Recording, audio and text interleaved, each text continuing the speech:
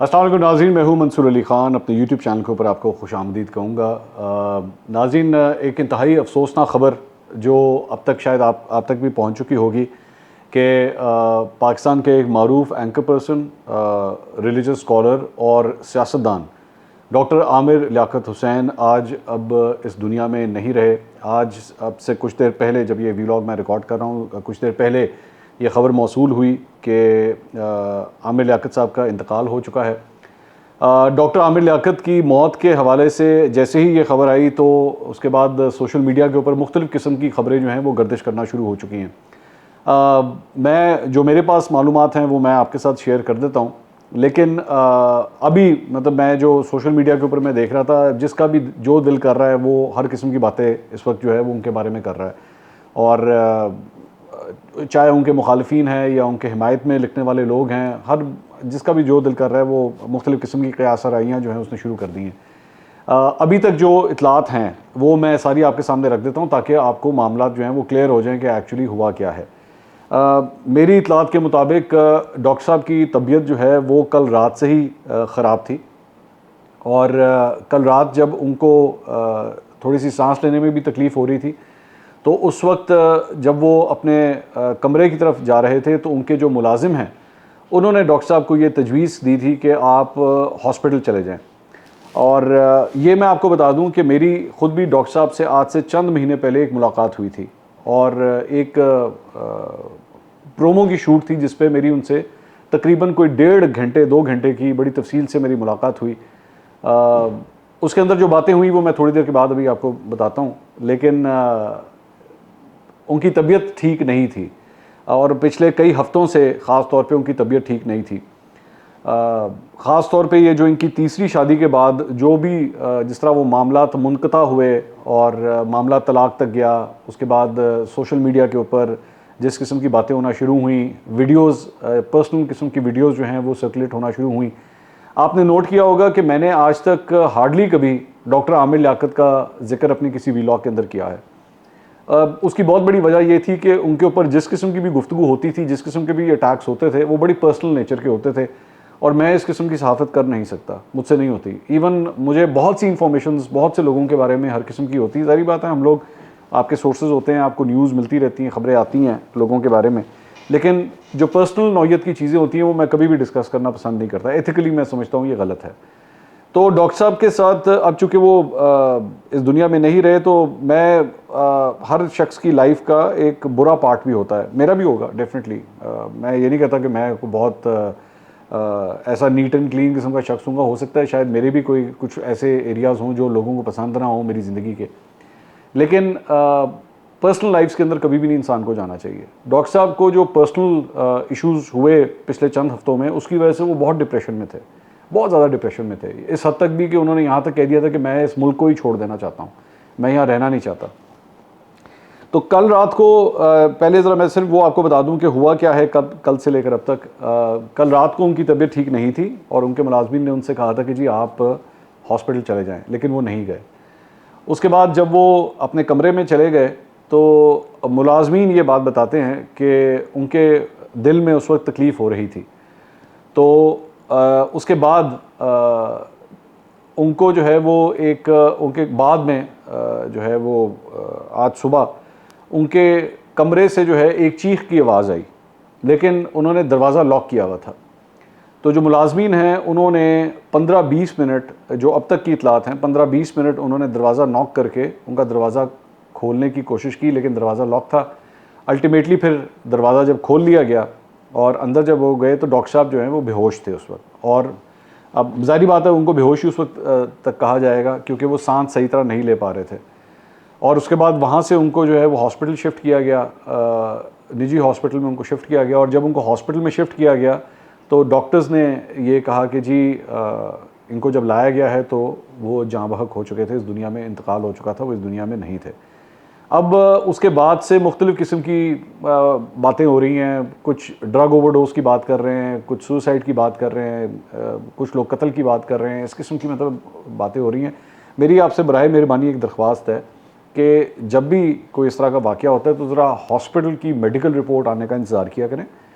Hospital की जब medical report आ जाए, आप तक पहुँच जाए, उसके बाद ये प्रोसेस जो है वो आगे जा सकता है, कुछ क्लियरली पता लग सकता है कि आखिर क्या हुआ है। मैं डॉक्टर साहब से आज से चंद महीने पहले जब मेरी एक मुलाकात हुई थी, तो उस वक्त ये तब की बात है, एक्चुअली ये उससे भी पहले की बात है, जब उन्होंने तीसरी शादी की थी, ये उससे भी पहले की बात है। डॉक्टर साहब उस वक्त भी मुझे काफ़ी अनकंफर्टेबल लगे थे, काफ़ी ज़्यादा डिस्टर्ब लगे थे। एक रीज़न जो उन्होंने मुझे बताई थी उस वक्त, और बाद में मैंने महसूस भी किया कि वाकई उनकी बात जो है वो काफ़ी हद तक ठीक थी, वो थी सोशल मीडिया के ऊपर जिस तरह डॉक्टर साहब को ट्रोल किया जाता था। और ये जो मीम्स बनाने वाले हैं ख़ास तौर पे, उन्होंने हर किस्म की मीम्स उनके हवाले से बनाई, हर तरीके से जो है वो उनको टारगेट किया जाता था।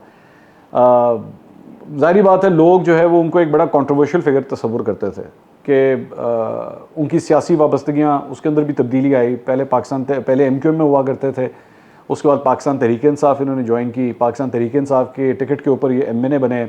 उसके बाद इमरान खान साहब से भी दूरियां हो गई। लव हेट रिलेशनशिप इनका इमरान खान साहब से चलता रहा। कभी ये कहते थे कि मैं इमरान खान साहब के लिए जान देने के लिए भी तैयार हो जाऊंगा, फिर इमरान खान साहब से दूरियां भी हो गई। तहरीक अदम एतमाद जब आ रही थी तो उस वक्त भी ये कहा गया कि जी अब जो है वो इमरान खान साहब से तमाम मसाइल जो है वो रिजॉल्व हो गए हैं। लेकिन उसके बाद अल्टीमेटली इन्होंने फ़ैसला किया कि ये इमरान खान साहब के साथ मज़ीद आगे कंटिन्यू नहीं करना चाहते। जब ऐसा हुआ तो पाकिस्तान तहरीक इंसाफ के जो चाहने वाले थे, फॉलोअर्स थे, उनकी जानिब से भी डॉक्टर आमिर लियाकत के ख़िलाफ़ जो है वो काफ़ी सोशल मीडिया के ऊपर जो है वो उनकी ट्रोलिंग की गई। इस दौरान उनकी जब तीसरी शादी भी हो चुकी थी, और तीसरी शादी के बाद उसके बाद जिस तरीके से वो मामला ख़त्म हुआ, तो ख़त्म होने के बाद बड़े ही अगली तरीके से जो है वो मामला ख़त्म हुए। और जब वो ख़त्म हुए तो उसके बाद दोनों साइड्स की जानिब से ऑडियोज़ और वीडियोज़ जो हैं वो पर्सनल किस्म की जो हैं वो रिलीज़ की गई। उसमें से जो चंद वीडियोज़ बड़ी ही काबिल एतराज़ वीडियोज़ और वो पर्सनल वीडियोज़ थी, जिससे वो बहुत ज़्यादा डिस्टर्ब हुए, बहुत ही ज़्यादा डिस्टर्ब हुए। और मेरा ख्याल में शायद उनकी जो बातें जो मैंने सोशल मीडिया के ऊपर देखी थी, वो शायद इससे ज़्यादा दिल बर्दाश्ता आज तक कभी नहीं हुए थे। और वो ये तसव्वुर करते थे कि भाई मैंने इतना फ़ेम कमाया इस मुल्क से, इस मुल्क के अंदर मैंने लोगों ने इतना मुझे प्यार दिया, और आज सोशल मीडिया के ऊपर हर जगह से जो है वो मेरे ऊपर मेरी ज़ाती ज़िंदगी को लेके इस तरह अटैक्स किए जा रहे हैं।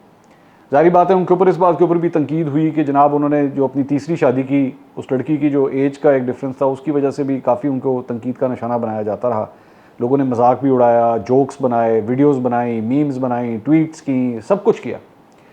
इस सारी चीज़ से मैं सिर्फ एक बात जो आपको कहना चाहता हूँ वो ये है कि अब आप देखिए कि मैं देख रहा था कि हर जगह जो है वो इस पे अफसोस का इजहार भी किया जा रहा है कि यार वो शख्स इस दुनिया में नहीं रहा। लेकिन हम एक मिनट के लिए सोच सकते हैं कि एक्चुअली पिछले चंद सालों में उनको सोशल मीडिया ने किस तरह ट्रीट किया, उनकी ज़िंदगी के हर पहलू को किस तरह माइक्रोस्कोप के अंडर रख के हर बंदे ने अपने अपने टाइम के अंदर उस जोक का इस्तेमाल किया, उनका मजाक उड़ाया गया, ठट्ठा उड़ाया गया। ये सोचे कि बगैर कि यार इसके ऊपर क्या फ़र्क पड़ेगा, इससे इसकी ज़िंदगी के ऊपर इससे क्या फ़र्क पड़ेगा। जारी बात है कल को पोस्टमार्टम रिपोर्ट आएगी, हमें नहीं पता क्या रिपोर्ट आती है, उसमें क्या वजूहात होती हैं, लेकिन अब वो शख्स इस दुनिया में नहीं रहा। और अब आपको एक मिनट के लिए उन तमाम लोगों को ज़रा अंदर झांकने की ज़रूरत है कि आपने अपने चंद व्यूज़ की खातिर, चंद वीडियोज़ की शेयरिंग की खातिर, या सिर्फ़ और सिर्फ लाइक्स की खातिर आपने एक शख्स की पर्सनल ज़िंदगी को उधेड़ के रख दिया आपने। और क्या क्या किस तरह डिस्कस नहीं किया गया। आपको किसी से लाख इख्तलाफ सही, लेकिन खुदा रहा उनकी पर्सनल ज़िंदगियों में तो मत जाया करें। डॉक्टर साहब के बारे में अब ये बताया जा रहा है, पुलिस के हुकाम ये कह रहे हैं कि उनका जो है वो पोस्टमार्टम किया जाएगा, और पोस्टमार्टम करने के बाद जो है वो सिचुएशन क्लियर होगी, और दिस विल टेक डेज़। ये चंद घंटों की बात नहीं है कि उसके अंदर ये क्लैरिटी आ जाएगी, तब जाके कुछ क्लियरली पता लगेगा। अब तक की जो इतलात हैं वो इस वक्त जिस घर में ये रहते थे वो एक अपार्टमेंट था, ग्राउंड फ्लोर का एक अपार्टमेंट था जहाँ पे इनकी रिहाइश थी। और तकरीबन कोई 12 साढ़े 12 बजे तक जो है वो जब इनके मुलाजमीन को, ख़ासतौर पर इनका जो ड्राइवर और असिस्टेंट है, उनको जब लगा कि इनकी तबीयत नहीं ठीक और वो काफ़ी हद तक बेहोशी के आलम में जा चुके हैं, तब छिपा की एम्बुलेंस को जो है वहाँ पे बुलाया गया। लेकिन जब उनको हॉस्पिटल शिफ्ट किया गया तो तब तक ही वॉज प्रोनाउंस्ड डेड। लेकिन एक चीज़ जो मेरी पुलिस ज़राए से जो बात हुई है, जो मैं आपको कंफर्म कर सकता हूँ, वो फ़िलहाल पॉइजनिंग का कोई एलिमेंट जो है वो नज़र नहीं आ रहा, क्योंकि मेरी चंद पुलिस के जो सीनियर रहनुमा एहलकार हैं, मेरी उनसे बात हुई है। उन्होंने कहा कि जी फ़िलहाल हमें ऐसी कोई चीज़ नज़र नहीं आई है, लेकिन ऑब्वियसली इंतज़ार इस बात का किया जाएगा कि पोस्टमार्टम रिपोर्ट जो है वो कब तक आती है। वहाँ पे फ़िलहाल जब ये वाक़या पेश आया तो उनकी कोई फैमिली मेम्बर वहाँ पे मौजूद नहीं थे, और इसीलिए पुलिस इस वक्त जब ये वीलॉग रिकॉर्ड हो रहा है तो उनकी जो फैमिली मेम्बर्स हैं उनसे रब्ता करने की भी कोशिश कर रही है, और ताकि उनको जो है वो इस सिलसिले में इतला दी जा सके। डॉक्टर आमिर लियाकत ने पाकिस्तान के बहुत बड़े बड़े चैनल्स के अंदर काम किया, लेकिन जो शोहरत उन्होंने पाई थी वो जियो न्यूज़ से उन्होंने पाई थी। जियो में सबसे पहले, बहुत कम लोग ये बात जानते हैं कि डॉक्टर आमिर लियाकत एक्चुअली एक न्यूज़ एंकर के तौर पे हायर हुए थे और ख़बरें पढ़ने के लिए हायर हुए थे, और ख़बरें पढ़ते पढ़ते उसके बाद इन्होंने एक रिलीजियस प्रोग्राम आलिम ऑनलाइन के नाम से इन्होंने स्टार्ट किया था, और वहाँ से असल शोहरत जो है इनको वहाँ से मिलना शुरू हुई थी। और आलिम ऑनलाइन के बाद जो है उसी दौरान इन्होंने फिर रमज़ान ट्रांसमिशंस का सिलसिला शुरू किया। रमज़ान ट्रांसमिशंस जो हैं वो सबसे पहले पाकिस्तान में अगर कोई करने वाला है तो वो डॉक्टर आमिर लियाकत थे, और उसके बाद और लोगों ने भी रमज़ान ट्रांसमिशन स्टार्ट की। वसीम बदामी ARY के ऊपर करते थे, बल्कि डॉक्टर आमिर लियाकत ख़ुद भी ये कर चुके हैं, ARY के ऊपर भी कर चुके हैं। वसीम बदामी जो हैं वो डॉक्टर आमिर लियाकत साहब के बहुत अच्छे दोस्त हैं, और बल्कि रमज़ान ट्रांसमिशन का आइडिया भी जो है वो इन्होंने डॉक्टर आमिर लियाकत से ही लिया था, और उसके बाद वसीम ने भी माशाल्लाह काफ़ी अपना नाम पैदा किया इस चीज़ के अंदर। उसके बाद डॉक्टर साहब जो हैं वो दोबारा वापस भी जियो आए थे। इसके अलावा एक्सप्रेस न्यूज़ के ऊपर भी वो काम कर चुके हैं, बोल न्यूज़ पे भी वो काम कर चुके हैं। तो काफ़ी मतलब इनके नामी गिरामी प्रोग्राम्स डॉक्टर साहब के रहे हैं। अफसोस इस बात का है कि ही इज़ नॉट है। 1971 की इनकी पैदाइश है, तो 1971 की पैदाइश का मतलब है कि इनकी एज जो थी वो सिर्फ 51 बरस इनकी एज थी।